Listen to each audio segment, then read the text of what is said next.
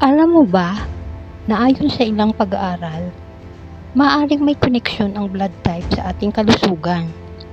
Hindi man ito direktang sinasabi kung gaano kahaba ang buhay ng isang tao.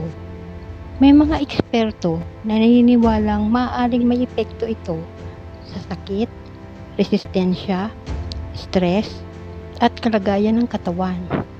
Kaya ang tanong, ano nga bang sinasabi ng blood type mo tungkol sa iyong kalusugan? Karamihan sa tao, alam lang ang blood type kapag kailangan sa ospital.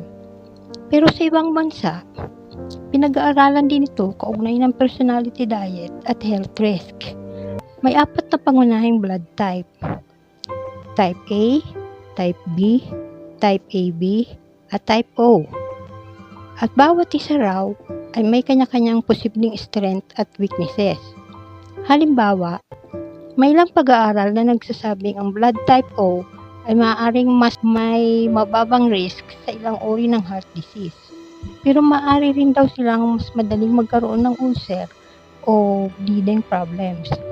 Samantalang ang blood type A naman, ayon sa ilang observations, ay maaaring mas sensitibo sa stress. At dahil dito, maaari silang mas madaling mapagod o maapektuhan emotionally. Ang blood type B naman, madalas iniuugnay sa mas flexible na katawan. Pero ayon sa ilang studies, maaari rin silang magkaroon ng higher risk sa ilang metabolic conditions. Habang ang blood type AB na siyang pinakabihira ay madalas konektado sa kombinasyon ng traits ng A at B. Pero tandaan ito, hindi ibig sabihin na dahil sa blood type mo, sigurado na agad ang magiging kalusugan mo. Hindi ito prophecy, hindi ito garantiya. Mas mahalaga pa rin ang pagkain, tulog, exercise, pag-iwas sa bisyo at tamang lifestyle. Maraming tao na unhealthy ang lifestyle, kahit anong blood type, nagkakaroon pa rin ng sakit. Habang may mga tao namang simple lang ang pamumuhay, pero umaabot ng mahabang buhay dahil maalaga sila sa katawan. Isa sa pinakamalaking dahilan ng maagang pagkasira ng kalusugan ngayon ay stress, puyat, processed food, soft drinks, kulang sa exercise, at halos walang pahinga. Unti-unting naapektuhan ang puso, blood pressure, at immune system.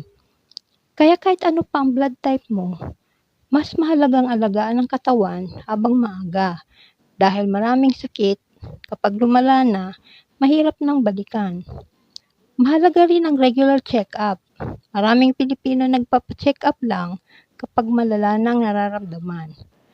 Pero minsan, ang simpleng pagsusuri nakakapagligtas ng buhay. At isa pang mahalagang bagay, ang mental health.